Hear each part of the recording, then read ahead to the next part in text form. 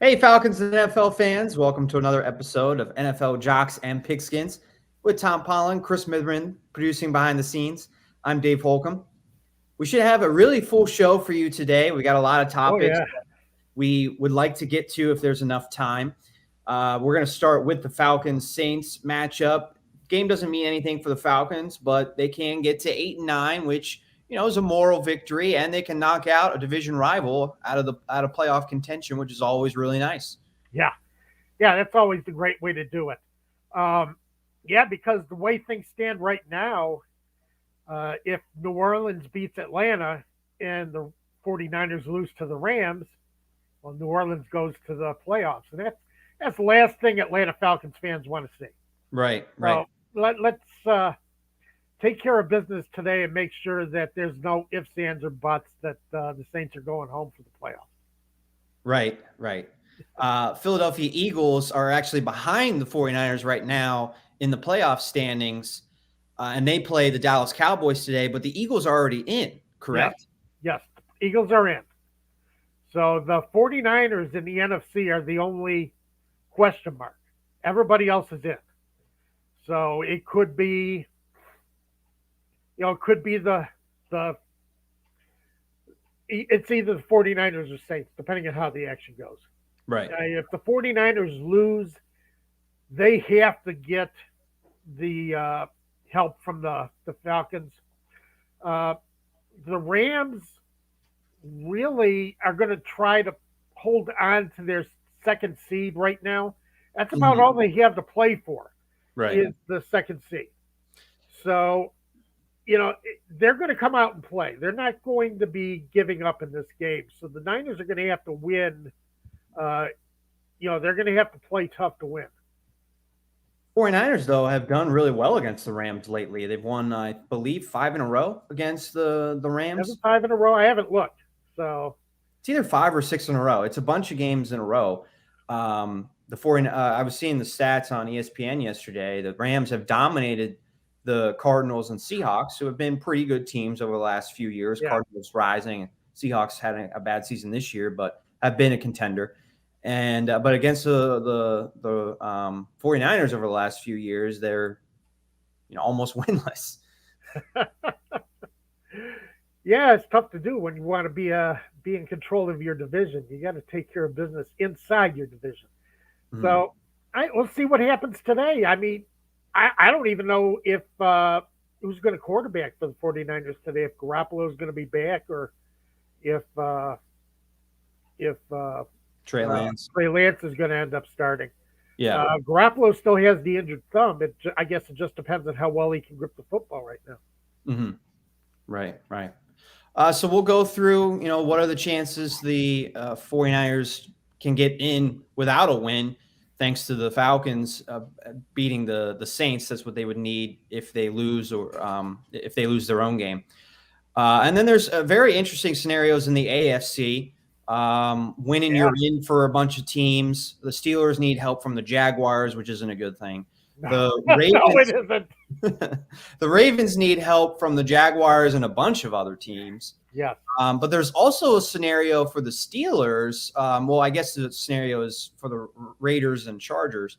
If the Jaguars somehow beat the Colts and the Steelers win at the Ravens, the Steelers could still miss the playoffs if the right. Raiders and Chargers tie on Sunday Night Football. And so I wanted to ask you and the listeners today, I mean, if you're the coaches of those two teams, do you meet at the 50-yard line knowing that you need a tie in this game and you both make it and you make some kind of gentleman's agreement that you tie?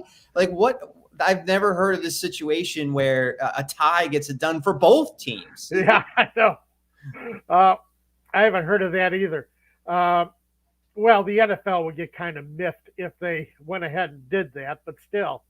I Uh, mean, it would change future scheduling. It would yeah. change. I don't know. It would change something because the Steelers would be very sour, as they should, if two teams play to a tie on purpose.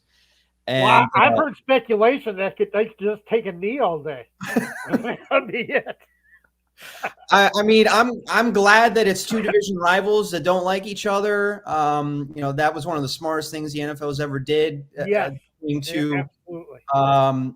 everybody playing a division rival the last week of the season, so it means something, even if it doesn't mean something. Right.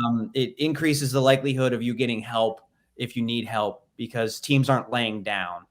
So I can't see a team laying down to play to a tie against a division rival. No. But as a Steeler fan, I'm thankful the Raiders aren't playing like, the Washington football team or somebody that Well, yeah, right. there's no rivalry. And if both teams need a tie, conceivably they could be like, oh, well, I don't really care if you make the playoffs in the other conference. Yeah, we'll play to a tie.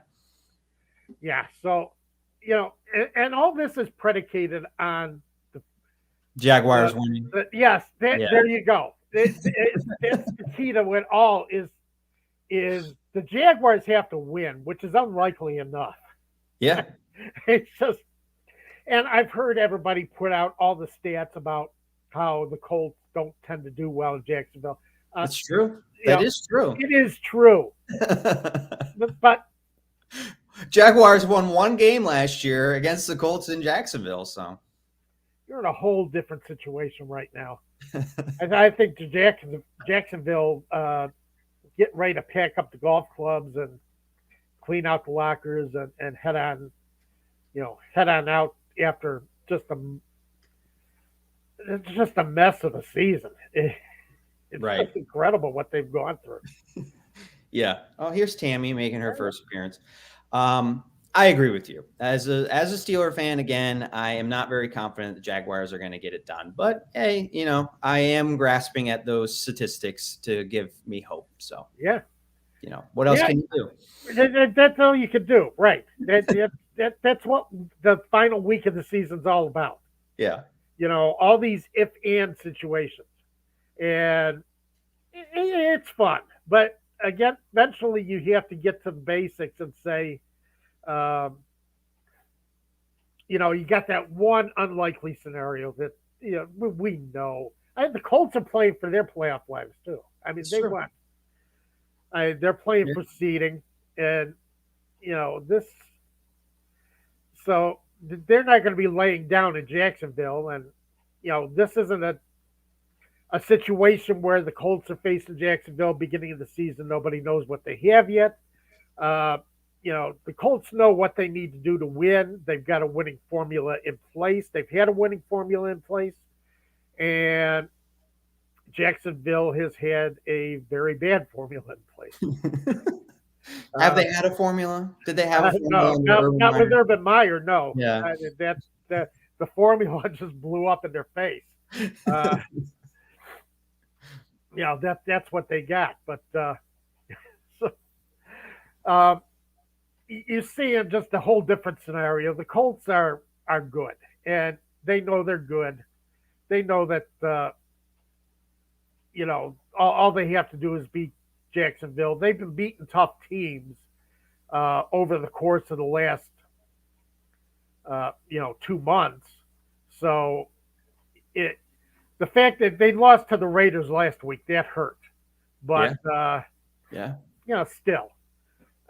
They played a tough game, and I think they're perfectly capable of basically throwing their cleats on the field and beating the Jacksonville Jaguars.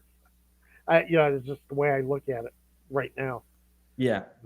Yeah. Well, I agree with you. I think they're going to win. I think they should win big. We'll see. Trevor Lawrence is already making Subway commercials. So, he's been doing that all season long. Yeah. Oh, has he? I think so. I only saw the first one a couple of days ago.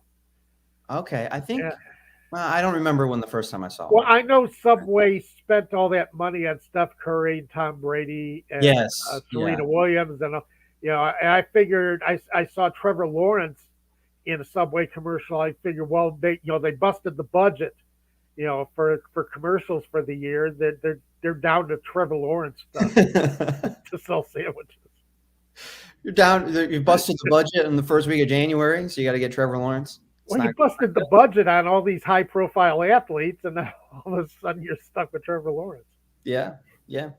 Well, if there's time, I would like to talk about another quarterback that has, commercials probably too early in his career. My friend Baker Mayfield, Oh yeah, who did not have a very good Monday night, didn't have a good Saturday, Christmas, the week prior.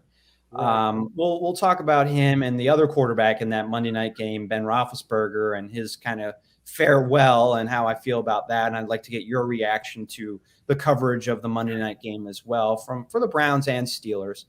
And we have your picks against the spread today. We have your prize picks. Today's video brought to you by Prize Picks. Download the app, sign up, get started immediately. There's some NFL games today that you can pick some players in. Yeah. And when you sign up, make sure you use the promo code ASU. That will get you a 100% match on your first deposit up to $100. Yeah, so you start with $200. I mean, how can you complain about that? Yeah. So, Can. and you only have, if you pick 3, you only have to get 2 of them right. So, there you go. I mean, they're making it easy for you. Right. Yeah. Really, it's really easy to sign up. Again, the promo code's easy, and we got some picks for you to get started today. Why not? I think the last topic we'd like to get to, another Week 17 topic, and going into this week, the drama surrounding it, the Antonio Brown saga just continues. It's like chapter 17 in Antonio Brown's drama saga. Yes. That's the way I can describe it. And we'll try and get to that later too, because I got plenty to say about that, and it's just an interesting story, but a sad one as well, I think, around Antonio Brown and what he's become. Yeah, I agree. I wish somebody close to him would kind of, put an arm on his shoulder and say it's really time to get some help. Because I think wide receivers have always been a different breed as it is, but then you got Antonio Brown. I've read both sides of the situation, and it's rough. I hear what Antonio Brown is saying about being hurt, except watching him dance in the end zone at MetLife Stadium didn't really convince me that maybe that ankle was as hurt as he's trying to say. Right. And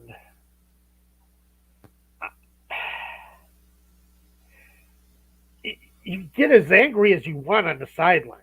You don't do that. You don't show up your team like that. You don't show up your teammates like that. You can hate the coach. There have been plenty of players who've hated their coaches, and coaches, managers, in all sports. You can hate your coach. Walking out on your teammates in the middle of a game is just inexcusable to me. I can't say it any different. And I understand he had differences with Arians. Now the other day he throws Tom Brady under the bus. And Tom Brady was his biggest advocate when Brown got to Tampa. Right. So, and now he's throwing Tom Brady under the bus. So it's a mess. And as I say, I hate to see people being their own enemy, being their own worst enemy. And right now, you got to look at his track record across 4 teams now and say Antonio Brown has just been his own worst enemy. I'm laughing because, he was on the Raiders, and yes. I get that, he's played for 4 teams, but didn't play a down for them. Yeah, right. But he managed to get himself, traded or released. He ended up getting released. Yeah. And then he played 1 game for the Patriots, so he wasn't there very long either. No, but Bill Belichick wasn't going to put up with any crap. No. Yeah, this is the way it is. Right. And what surprises me about Arians, I know Arians can be a little tough, but he's also supposed to be a player's guy. And a genius on offense, and it's hard to see. You figure if Antonio Brown could play for anybody, it would be Bruce Arians. And yeah, Well, I think Bruce Arians is an old school guy, even though he is a player's coach. I Yeah, do think he's a no nonsense guy, and definitely. I don't think he wanted Antonio Brown to start. That was all Tom Brady, as you said. He was his biggest advocate, and I mean Antonio Brown's even come out and said it on a podcast yesterday. Well, it was a video podcast, I guess, because I saw the video of it, and he's basically called Antonio Brown, Antonio Brown called Tom Brady the GM of the Buccaneers, and Yeah, that he's running the show, making the decisions, and that's kind of what people have been saying, that they're doing a lot of things to make Brady happy, and that's fine. I mean, it led to a Super Bowl, so it's working I out was for them. about to say they won a Super Bowl, so you Yeah, can't yeah. complain too much.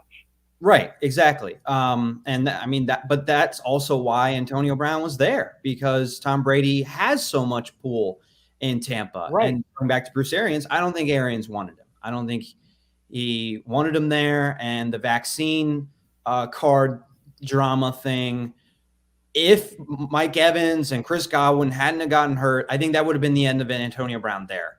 But Probably. but Antonio Brown came back, and they had all the injuries at wide receiver, and Bruce Arians is like, crap, I need this guy. I have to put up with him a little bit more. And then truly, then he was on his last strike, and you're out, and Yeah. you struck out. Well, basically, yeah.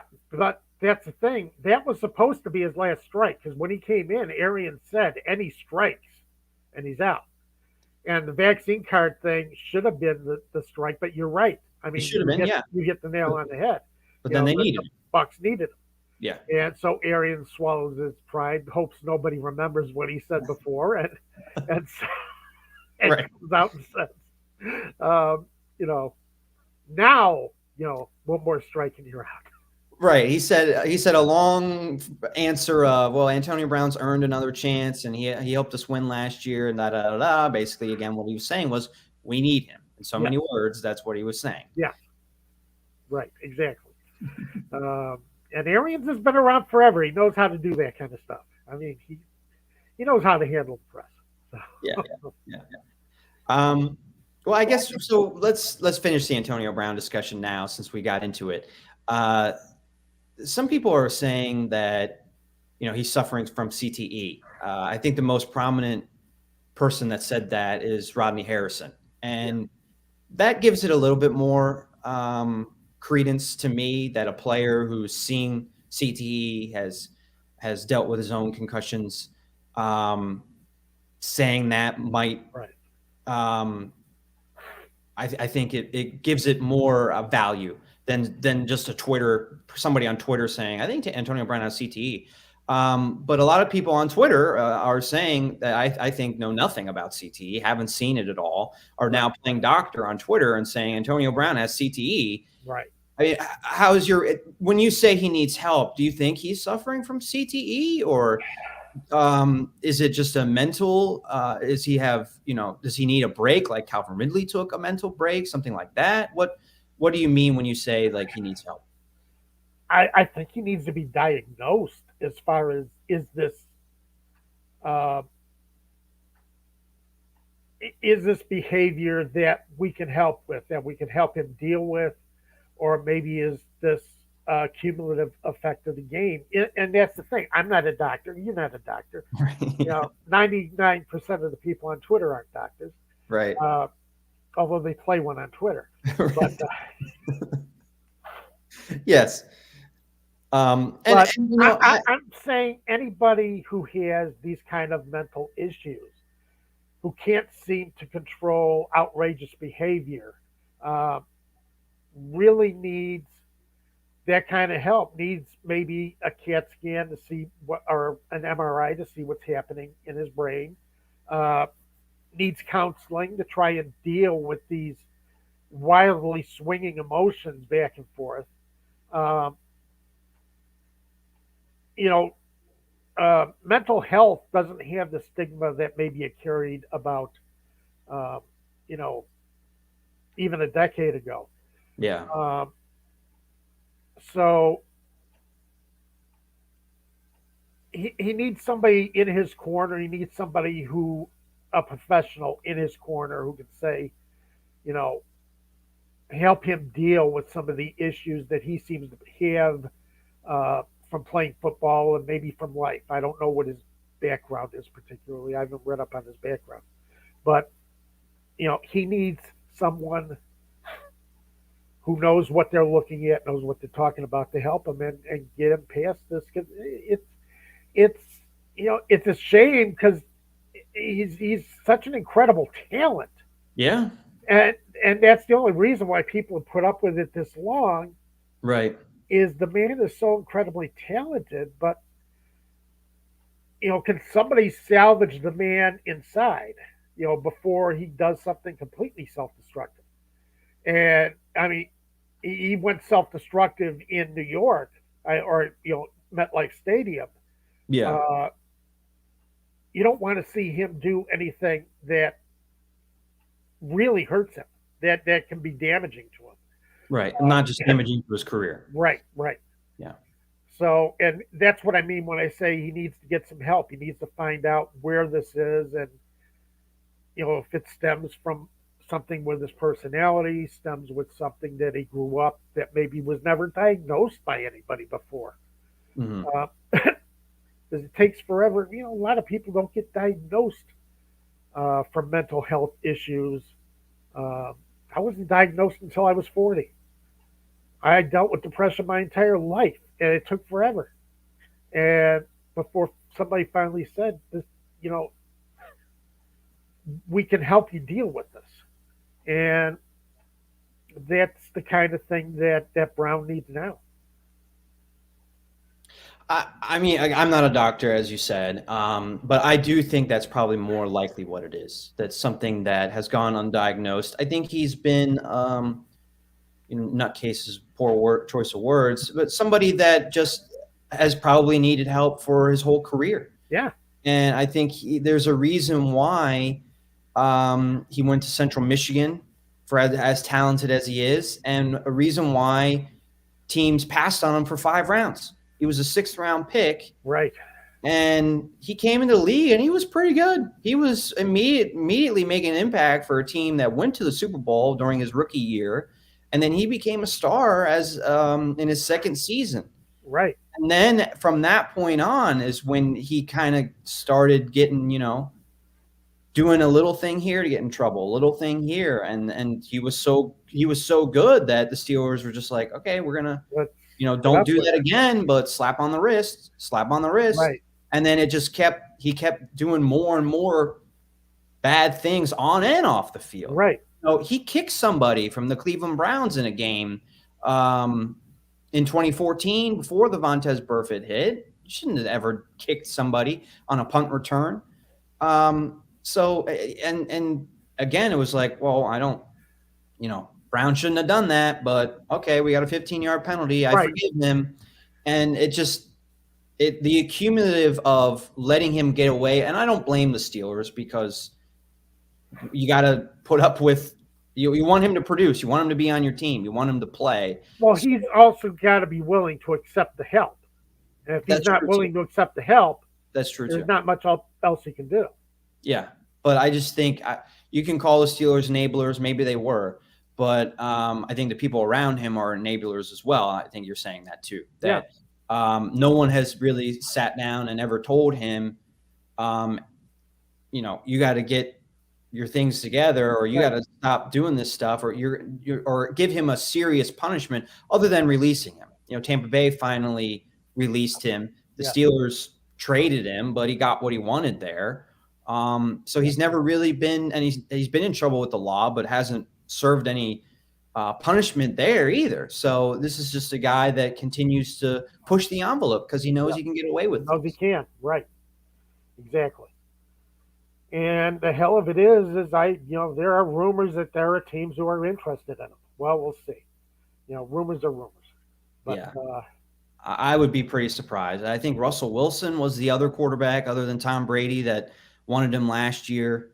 So maybe Russell Wilson, but I don't even know if Russell Wilson, we don't know if Russell Wilson will be back in Seattle. Right. So I don't.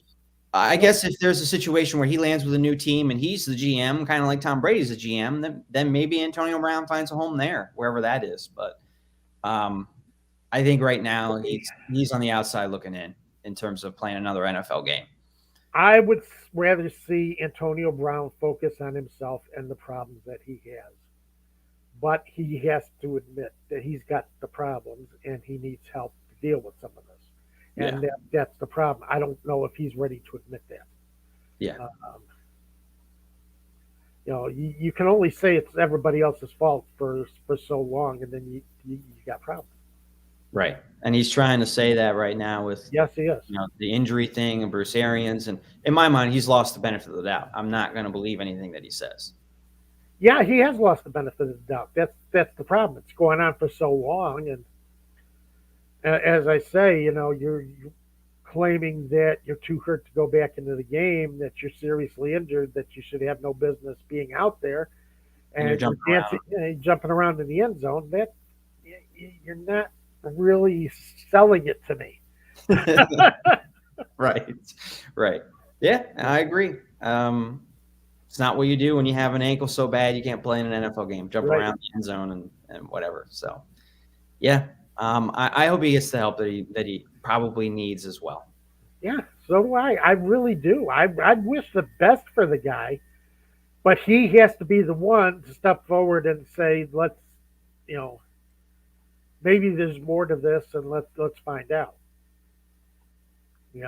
He has to admit that some of this is on him, and I don't think he's not there yet. He's not there yet. I don't know if he'll ever get there. Yeah.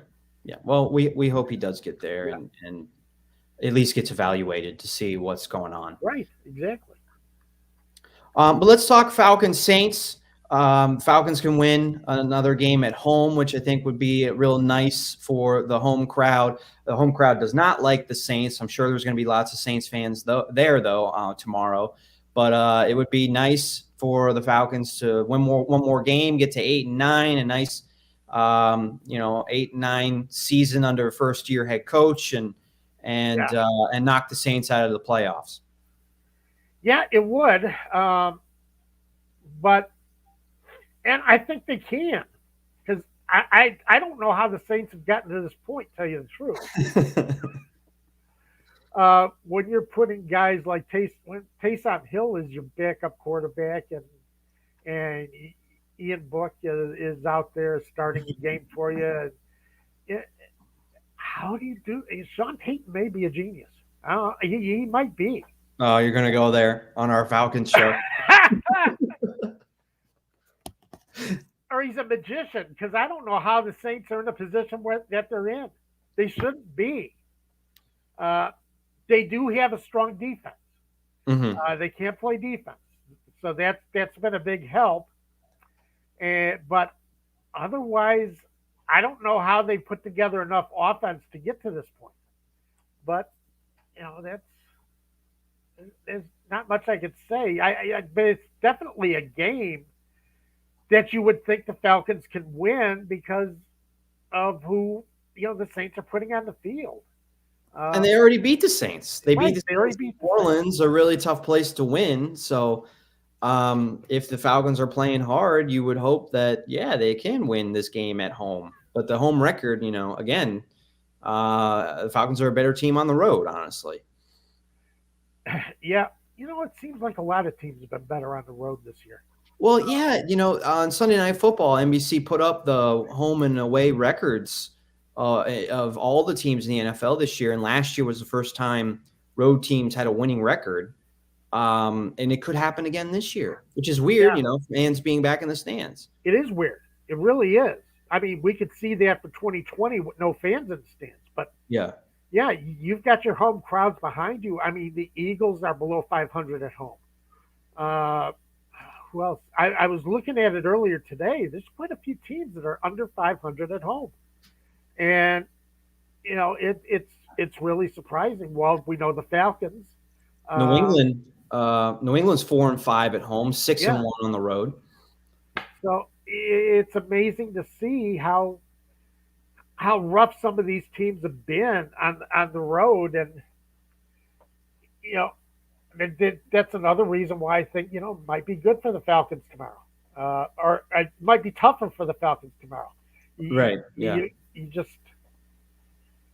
don't know. So, Saints 3-5 at home this year, 5-3 on the road. 5-3 on the road. You know, I can't explain it.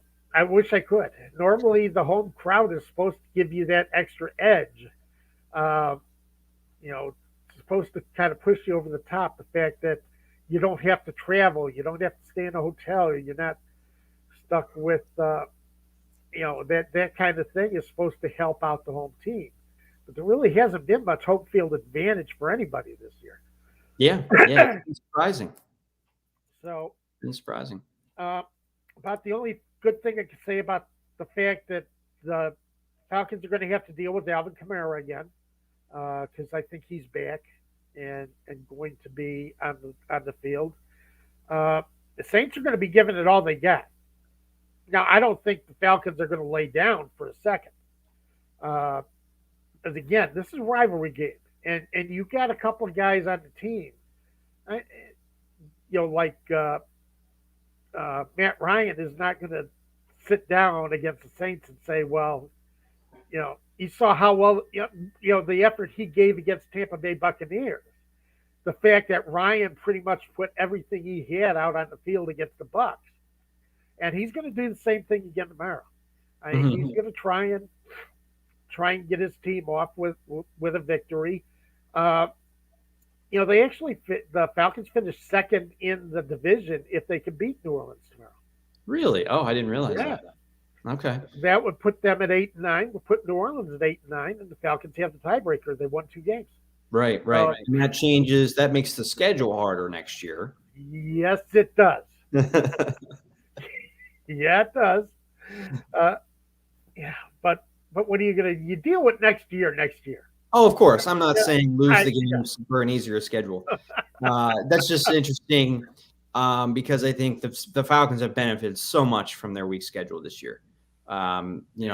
They've played some good teams as well, but the good teams they've played, they get blown out. I mean, they're losing by an average. I believe they're 0-7 against teams that are going to the playoffs. I guess if they lose to the Saints tomorrow, they have a win against the playoff team against the Saints earlier in the year. But they're 0-7 against teams currently in the playoffs. And they've lost those games, I believe, by an average of about 22, 23 points. Because I figured it out last week, what the average loss for the Falcons has been. And it's been like 37-13. Yeah. To winning teams winning records. They've gotten beaten down pretty bad. So, and that's including, well, you can't really include that victory over the Dolphins anymore because Dolphins lost last week and fell back under 500. Right. So that's not a game against the team with a winning record. Neither is the Saints at 8-8 as well. Right. So they kind of takes both of those out of your bragging rights, and you got to go back to the drawing board. You got to, even if you beat the Saints, that's not a team with a 500 record anymore. Right? Yeah, because you knocked them down below 500.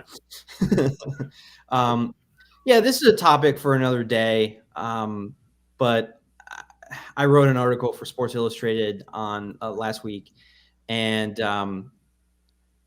as great as the 7 wins has been under Arthur Smith, potentially 8 wins. I think that's fantastic. It's a great first season for Arthur Smith, but this team almost needs to restart. That they're closer to a rebuild, or they have a rebuild going forward, despite almost making the playoffs. Oh, without a doubt.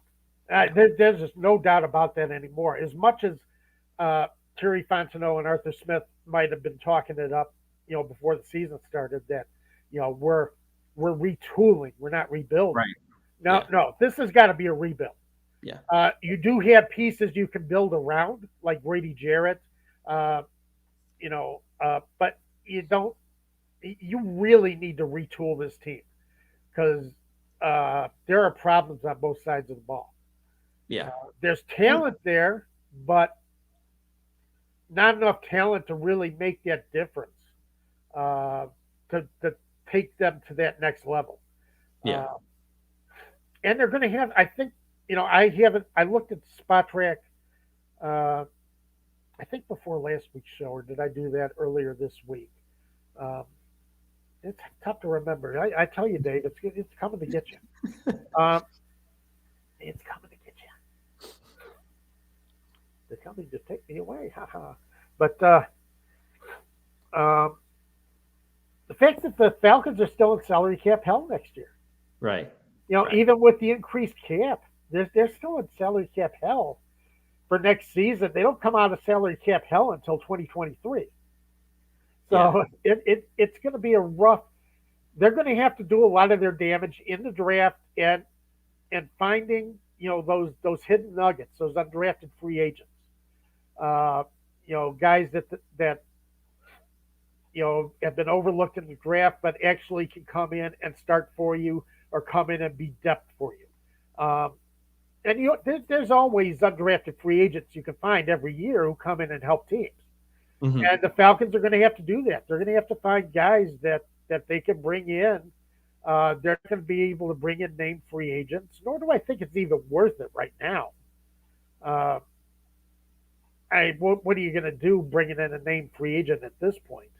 You're not ready to compete yet. Right. I don't think they're ready to compete. That's the problem. Well, I hope the GM doesn't look at this and say, "Oh, we were a game out of the playoffs, and so we're one player away." I'm not saying that's what he's gonna do. All I'm saying is he shouldn't do that. No, he shouldn't. Right now, as far as my statistical power rankings, the Falcons are 29th in the league overall. I'm not surprised. Yeah, based on the eye test, and everyone's eye test is different, but my eye test, that they're not a very good team.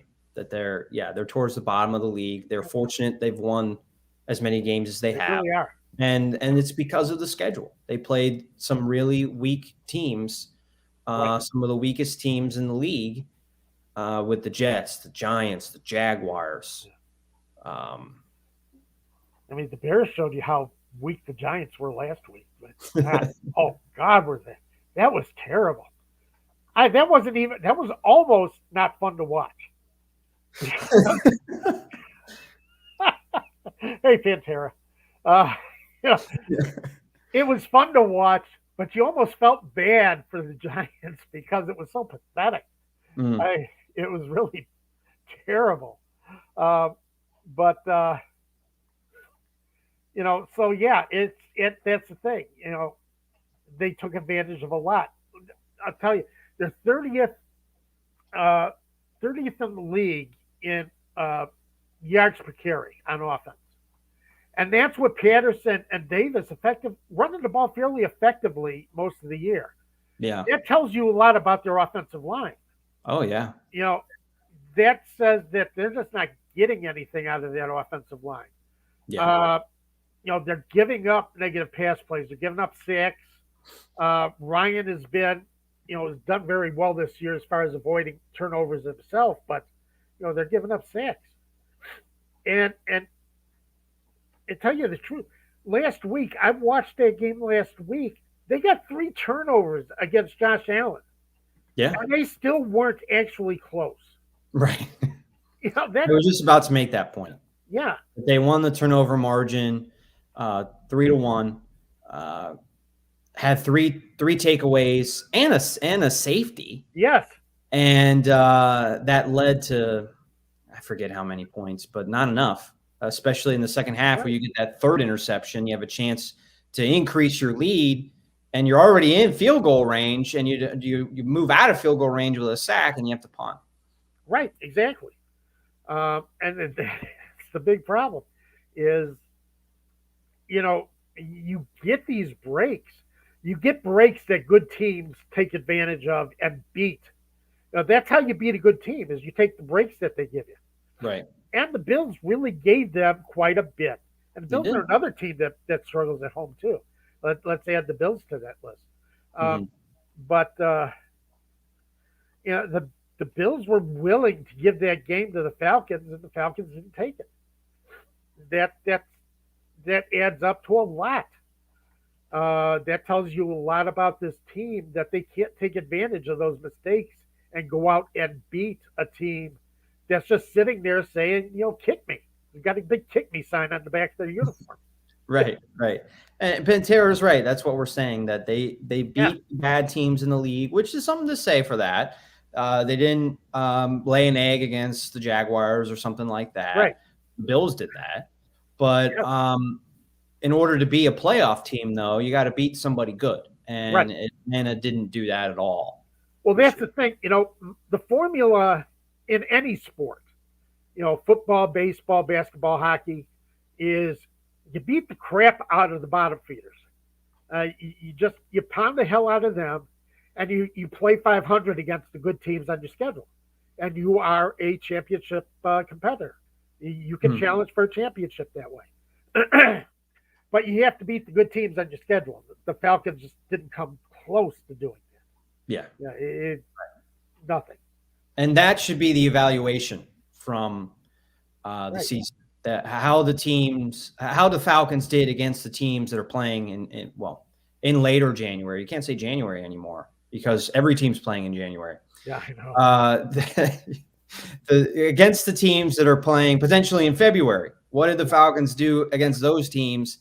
And it wasn't good. So they do face a big rebuild.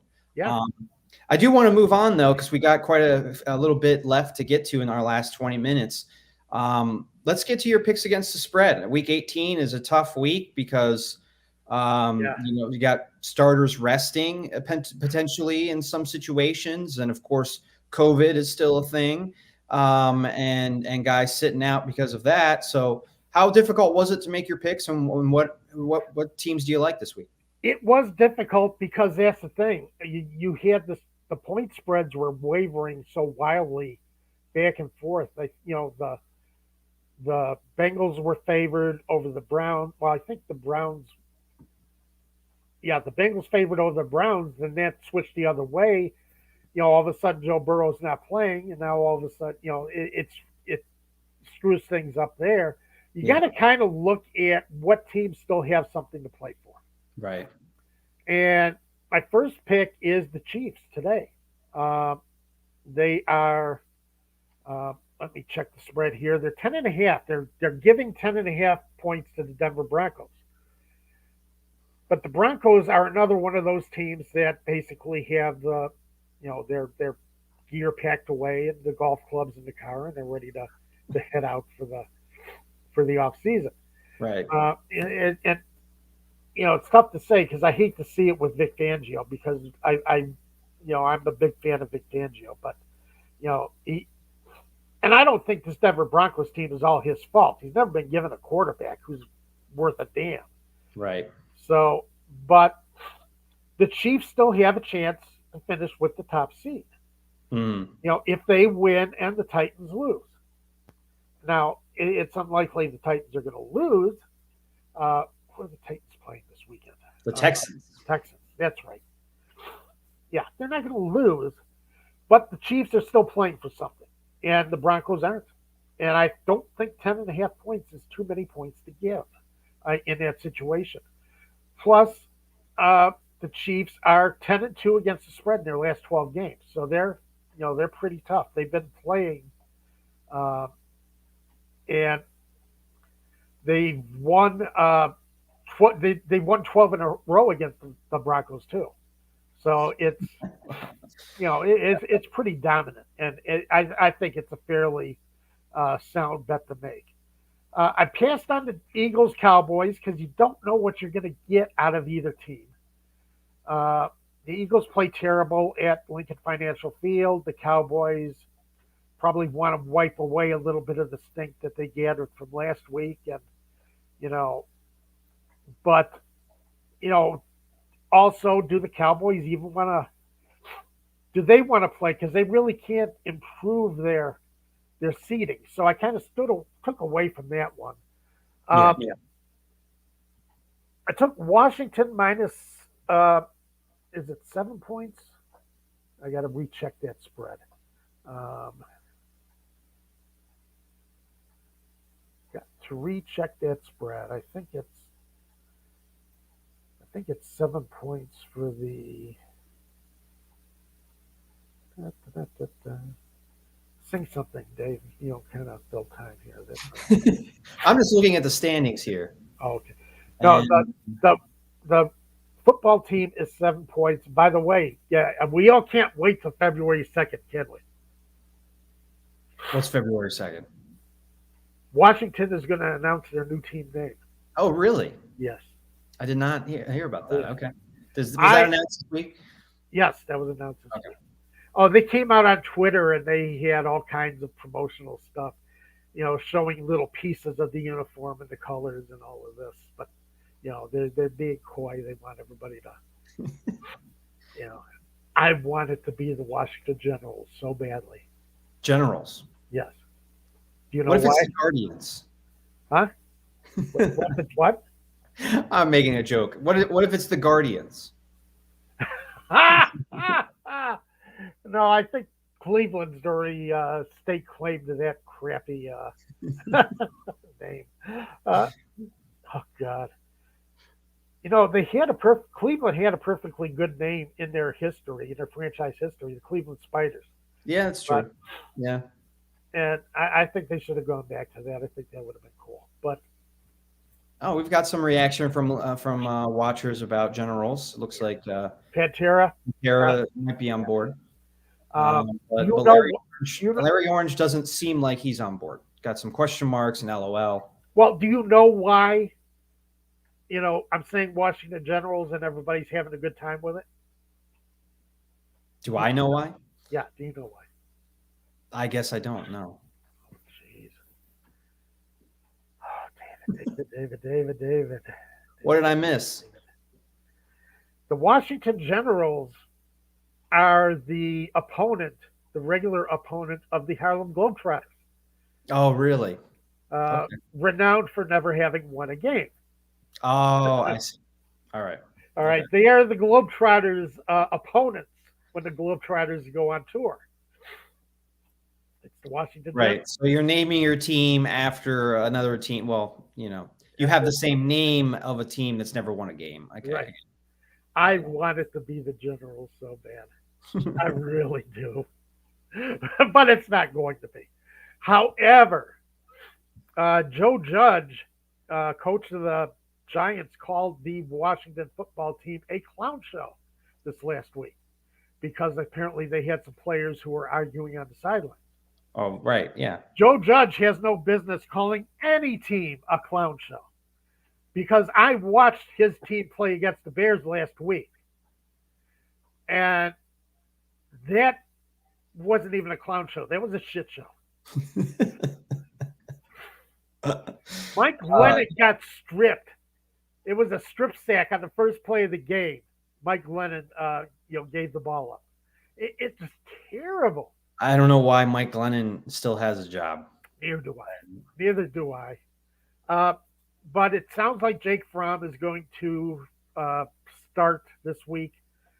Ron Rivera is not someone who's going to sit there and have his team being called a clown show. Okay. This is a guy who was with the Bears in the 80s. This is a guy who was on the Super Bowl team, the Super Bowl Shuffle Bears. This is not a guy who's going to sit back and say, this is a guy who was defensive coordinator for the Bears in the 2006 Super Bowl.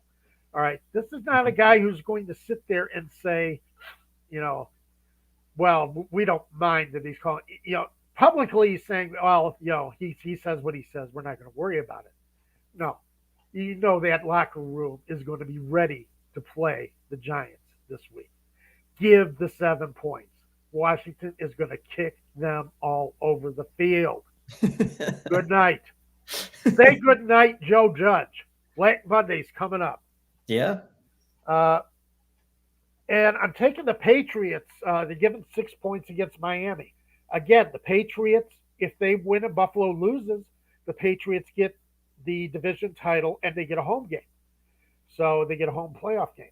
So, they're going to be out there playing tough. Miami, we kind of saw, the Miami had their 7-game win streak shattered last week. And it was And I think the Patriots are pretty well going to finish Miami off of the season. Miami has nothing to play for except for pride, and pride only goes so far when you're playing a team that's trying to get a home playoff game. So take the Patriots -6 against Miami. So there's your 3 picks. Uh, take them to the bank. Enjoy. That Miami New England rematch, they haven't played each other since week 1. And there being now 18 weeks in the season, this is the longest two teams have gone not playing each other in a season ever. Right? Yeah, that's true. Right. Because it's a brand new season. We're sailing uncharted waters here. Right. That's just the way it is. And, we talked earlier in the year about records that might get busted because of the 17-game season. Yeah. TJ Watt is right on the verge. Oh, I love you bringing up TJ. Yeah. TJ Watt is about to beat up on Michael Strahan's sacks record. So get used to that. That's a 17-game. That's a beneficiary of the 17-game season. And we talked about that before the season started. The fact that, some players, some records were going to fall just because people are getting that extra game. I mean, quite honestly, the way Monday night was going, though, if there wasn't Week 18, TJ Watt would have gotten the record on Monday night. I mean, the Browns weren't blocking anybody. No. They were trying to block TJ Watt with a rookie. Yeah, I know. Yeah. And I love seeing that, rookies being one-on-one with elite pass rushers, elite defensive players. It just doesn't, give the kid a little bit of help. Right. It's just terrible. So, but it's rough. Watt had 4 sacks in that game. Now he's one shy of the record, and Steelers 9 sacks overall. I do want to get to that Monday night game here, but do you have some prize picks that you want to mention? Do I have some prize picks? I think I do. Actually, I haven't looked closely at prize picks this week. Oh, okay. So you want to forego that? I think so. Okay. I haven't had a chance to look closely at it. But again, when you're doing your prize picks, and I strongly recommend that you do prize picks. Right. Because you get your first $100 matched by prize picks. So you get $200 when you open an account with prize picks and start playing every weekend. Use the code ASU. Yep. You got it. So again, when you're looking at prize picks, you have to look at who has something to play for. Who is playing for either playoff seeding or positioning or to get into the playoffs next week. And use that as your guide for how you make your selections this week. And use that for fantasy too. If you're in a league that for some reason you're playing a championship in week 18, I mean, I think most people aren't, but if for some reason you are, or if you're doing DraftKings one week thing, look for players that are on teams, like you said, that are playing for something. Right. That's a good point. DraftKings. If you put up DraftKings every week, make sure that you got guys who are playing for something, that have who are on teams that have something riding this weekend. Yeah, absolutely. Or you could be, if you don't do that, you could be in a situation where you need Nick Chubb to have a really big game for you on Monday Night Football, and he just doesn't get any touches. I guess because the Browns were out of it by the time that game played, they were resting Nick Chubb, but yet their franchise quarterback, who has a shoulder injury and an arm injury and all these other injuries, they're dropping him back to pass every single play, blocking TJ Watt with a rookie, and he's sacked 9 times. I don't know why that's a good strategy against one of the worst run defenses in the league, where Nick Chubb should run wide over them. Nick Chubb got a carry on the first play of the game for -2 yards, and it felt like after that, Kevin Stefanski was like, okay, well, they stopped him once, so I'm not going to run Nick Chubb at all. It was just a horrible game plan from Kevin Stefanski, and the Steelers benefited, so I guess I'm happy, but it was an awful game plan for the Cleveland Browns trying to win their, beat Ben Roethlisberger for the first time in the regular season ever, which just is ridiculous that Roethlisberger's undefeated against a team 13-0 against Cleveland in the regular season. I know Cleveland won in the playoffs last year, but it's now like that seems like an aberration after a performance like this from Cleveland. Yeah, it really does. It does seem like an aberration because Cleveland didn't play anywhere near the kind of football that they played last season. And against the Steelers, that was just an embarrassment. How do you do that? How do you? Nick Chubb has been your guy on offense all year. How do you not lean on him? I don't get it. I don't get it either. And the announcers weren't getting it. I don't care for the Monday Night Booth. I like Louis Riddick. He's the best of those three guys. And he kept saying it, that just like, where is Nick Chubb? Yeah. Why is he not at least on the field? They were putting up stats what the offense was averaging with Nick Chubb on the field and without him on the field in the game. And it was like a 3-yard difference per play. Right. It was ridiculous. So and he was barely on the field in the second half. So, that really made me wonder what the heck, Stefanski was thinking.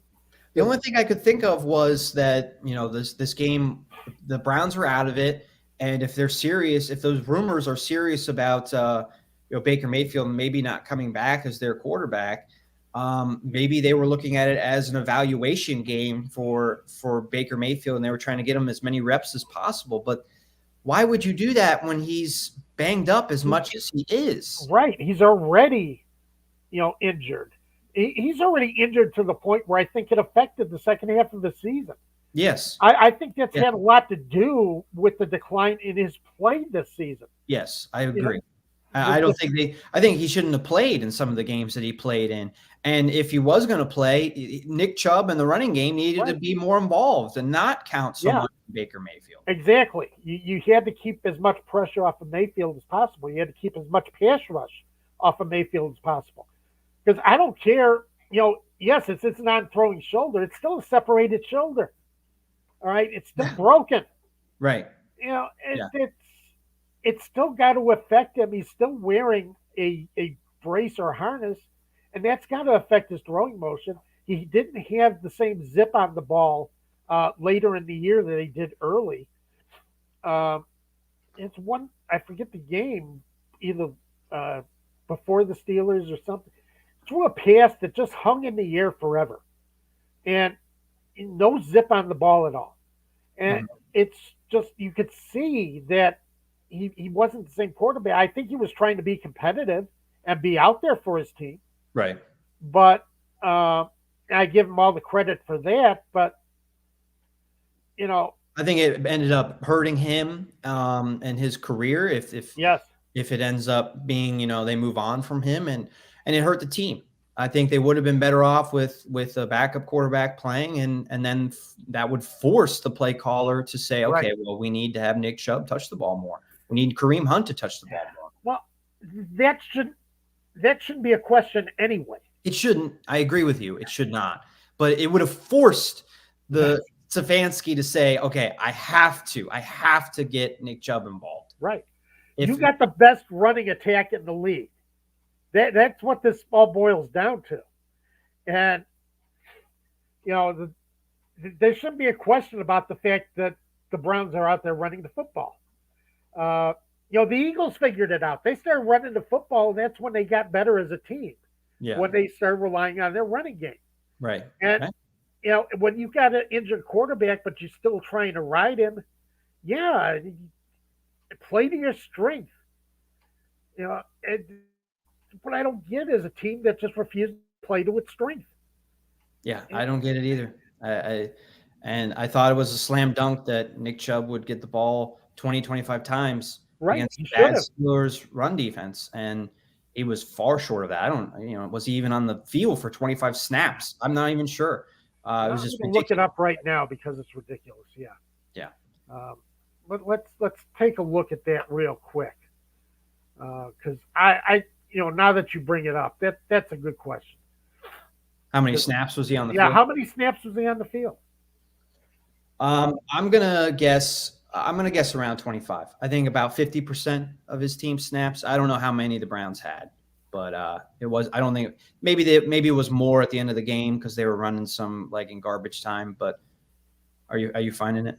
Yep, looking at it right now. Brown starters: Nick Chubb. Nick Chubb played 42% of the offensive snaps. Okay. Yeah, I was gonna say 42% of his team's offensive snaps. Are you serious?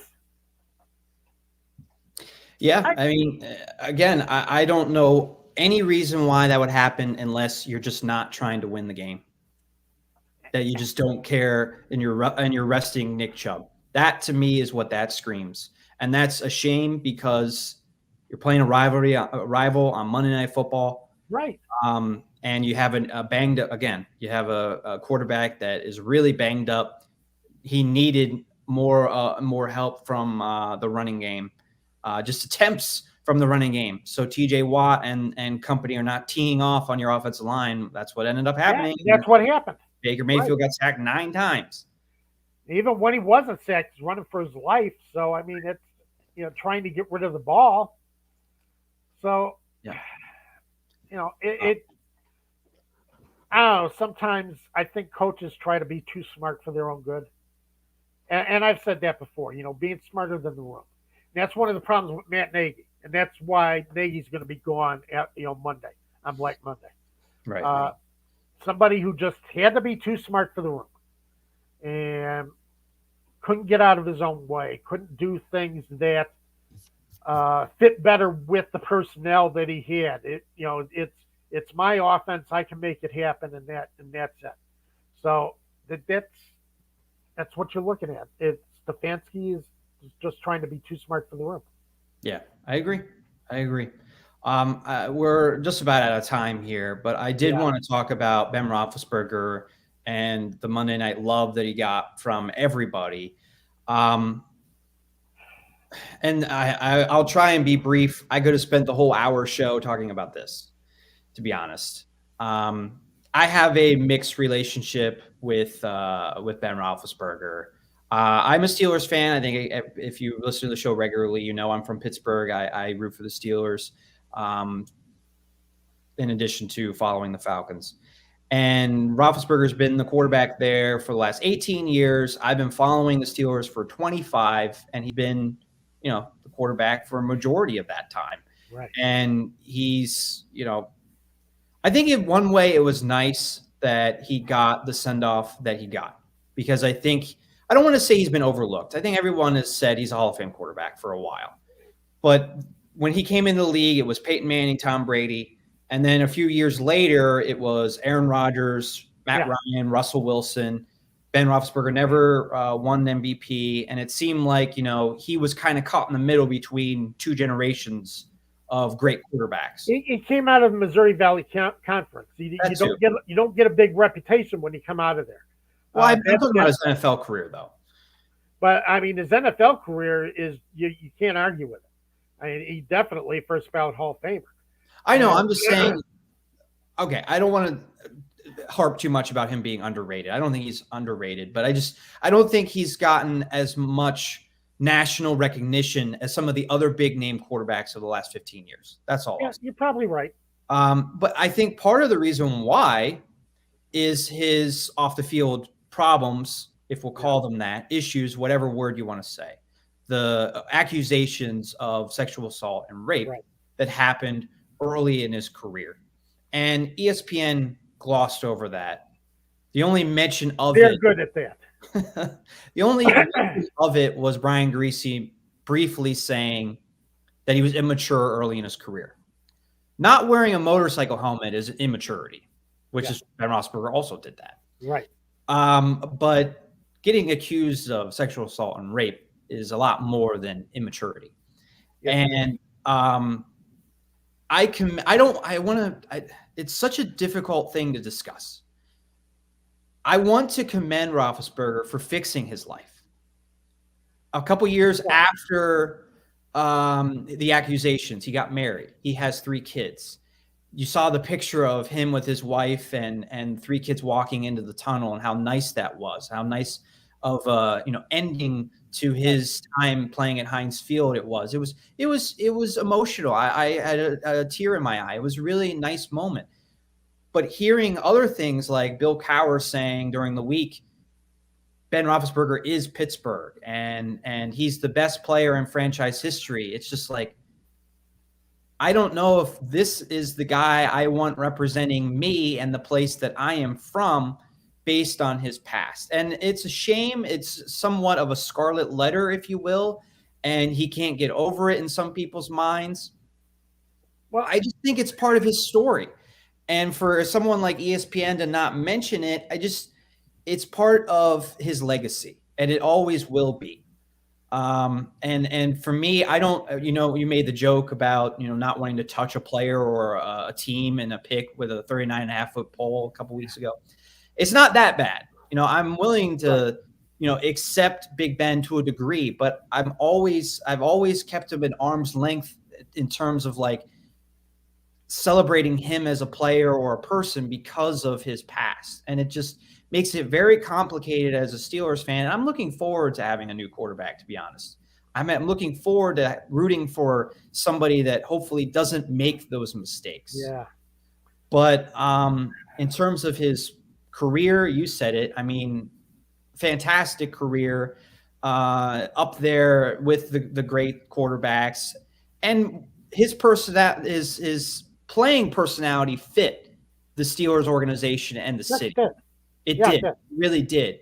But it's such a shame that his off-the-field personality, at least in the early part of his career, does not match at all the values that I have, and hopefully the values that all Steeler fans should have. Yeah, I would agree with that. I agree with you, Dave. And with me, it's always about contrition, making that act of acknowledgement that, yes, I've had problems. Yes, I've done these bad things. And I know that sometimes you can't come out and say that because it could get you into more legal problems, and that can always be a problem. But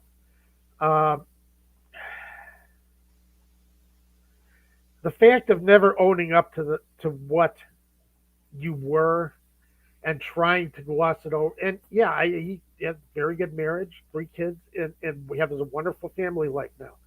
But never has really put that past behind him by addressing it.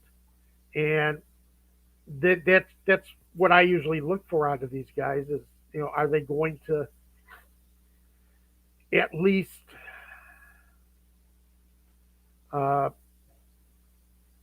say, yeah, I try to get counseling, or I support these different, I support, battered women or women's shelters or, rape crisis type deals, that, pouring his support into, some causes that show that he feels more contrite about what he did than what we've ever gotten from Ben Roethlisberger. I think Roethlisberger is plenty happy to hide that past behind him, and try to distance himself from it as much as possible instead of doing anything to at least try to show some act of contrition, something that he recognizes that he did harm to other people's lives. That's what it comes down to. Yeah. Because he was an athlete. And that's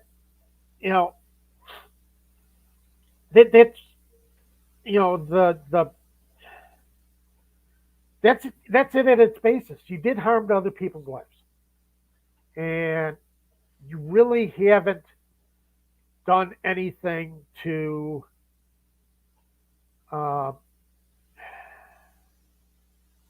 to show that you're sorry for it, to show that you have any you regrets, no regret, that he's kind of tried to move forward with his life, and I give him credit for that, but and being upstanding over the last decade, but still, you hurt people, Yeah. and you really have not done anything to address the fact that you hurt people. I think, yeah, the only way he's addressed it is to, get married, have a good family life. And he seems to be very religious. I don't know Ben Roethlisberger personally. I'm judging him based off what I see on TV. But, Right. He mentions religion, God in his interviews, being thankful for that. It does seem like it's somebody that has a little bit more perspective on life than he did as a 25-year-old. But Well, has we he all ever? grow. I mean, we all grow as people. We Mhm. don't all, and I get tired of hearing it called a mistake when, yeah, sexual assault is not a mistake. It's just not. It's something that 90%. Most men just don't do. They don't even consider it. They would never do that, and it's just you know. But we all grow up out of it and see what it is later on. But and he's done that. But again, you can't get past the fact that you still have people that you hurt that are out there. Uh, Pantera, we're talking about the accusations that he was Yeah. accused. He was accused twice of sexual assault, and the case was never. I mean, he was never proven innocent, or I believe, if I remember correctly, that the case was dropped for was it lack of evidence? Yeah. And Or these cases usually do.